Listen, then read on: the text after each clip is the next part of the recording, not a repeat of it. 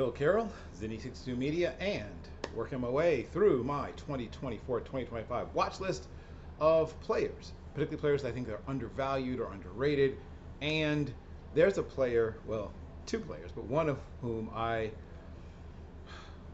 very often you find a player and you say to yourself, "Is it just me? Am I the only player seeing this? Only person seeing this player?" Well, I'm not the only one. There are other people who've noticed this player, but I just feel like he's still wildly underrated. Going back to high school, right? So when Elijah Ponder, who's now at Cal Poly, was coming out of high school, played at Bishop Amat. Bishop Amat is a pretty darn well-known, good school.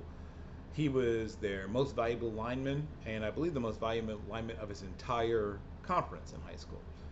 This last year in high school, he had 57 tackles, 12 of them sacks, recovered a fumble, broke up a pass, blocked a punt versus Chino Hills, recovered another blocked punt for a touchdown versus Chaminade, and his last year he was in high school, helped lead that team to a 9-2 record, and they made it to the CIF, the Collegiate Interscholastic Southern Section Division I playoffs. Was All Mission League, second team All Los Angeles County. This is the kind of player that I could see, if not at, maybe one of the Pac-12, RIP Pac-12 schools, I thought at least Fresno, I mean, it just was surprising to me, San Jose State, schools like that didn't have as much interest in him as I thought. He has some interest from Colorado State. Yale came after him hard, but he ends up choosing Cal Poly. Nothing wrong with it. Solid program. Shout out to Chris Gokong, who was on my initial, and I think it was my defensive player, underrated or underappreciated player of the year, but for my first all underappreciated team back on the old consistent draft services days. But back to what I'm talking about. Back in spring of 2021, he's playing outside linebacker as a backup.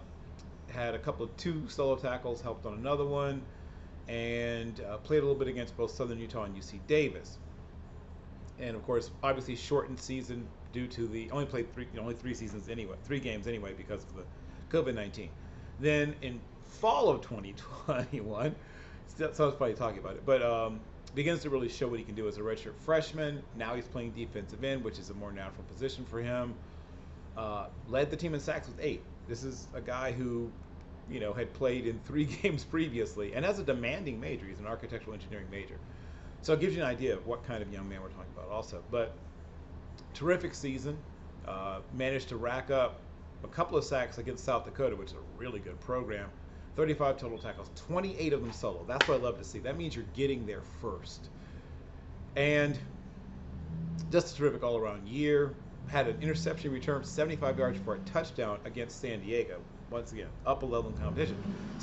Revenge game, maybe? Why wasn't San Diego in on this guy coming out of high school? Okay, next year, as a redshirt sophomore, had 10 starts in 11 games, and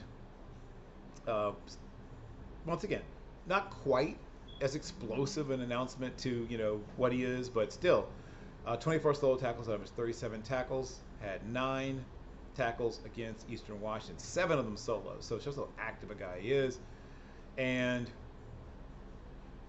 showed up game after game after game, and had a pass breakup against South Dakota.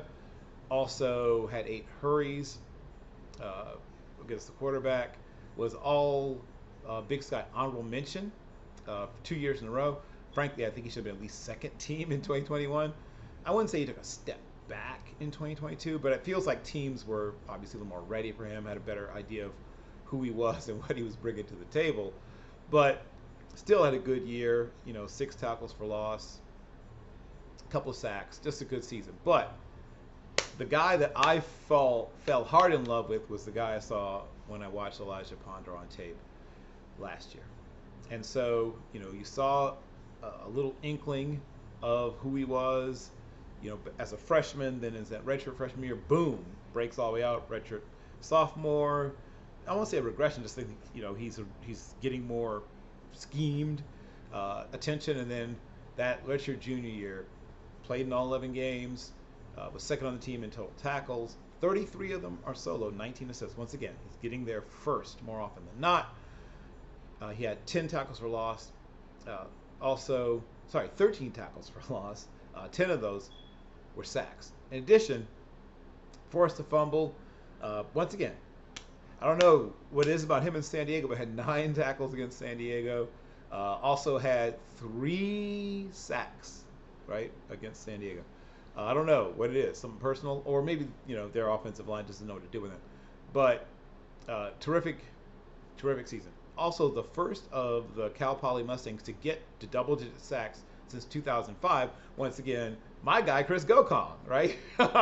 As I referenced earlier, back when I had my first all-unappreciated team, comes full circle. But he's the most impressive prospect I've seen at Cal Poly since Chris Gokong. And he was third team All-American. To my mind, once again, I would say more like second team, and did make the Walter Camp FCS All-American team.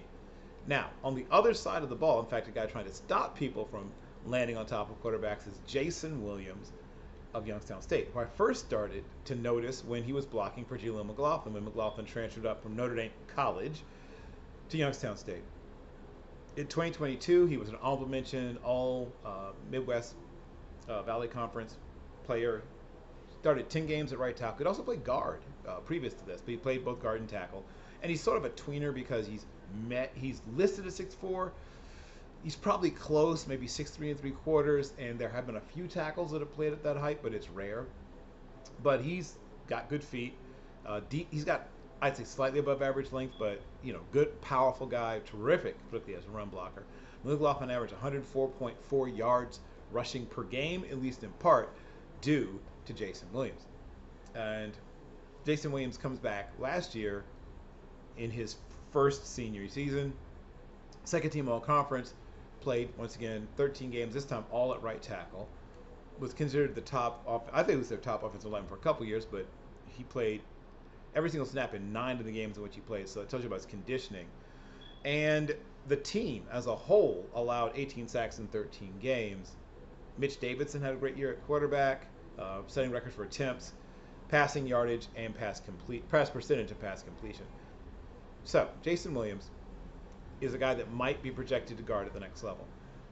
And especially, like I said, because he was a terrific run blocker, but he is also a good pass protector. He is a all-around offensive lineman. I feel like he's going to end up probably at the Shrine game and really maybe get some buzz going there. And I hold out a little bit of hope that Ponder might get invited to the Senior Bowl. Once again, shout out to Jim Nagy. I'll be bothering you about Elijah Ponder. But these are two players, if you get those guys late day 3 or even mid day 3, I feel like you've gotten something there. Elijah Ponder is a guy that could, I think, worst case scenario, develop into a situational developmental pass rusher who's going to give you 5-6 sacks even as a part-time player. And in the case of Jaison Williams, I think he's a future starter, if not at tackle, then at guard. If I would take him in the mid-5th to late 5th and not feel bad about it because of the fact he's playing at the 1AA level, or probably FCS level. They'll dock him down a little bit. But those are my 2 players for today. I will have 2 more for you tomorrow. Once again, thank you, Bill Carroll, Team MBS Media, and let me know what you think, and let me know if there's a player you'd like me to highlight. I will see you again tomorrow.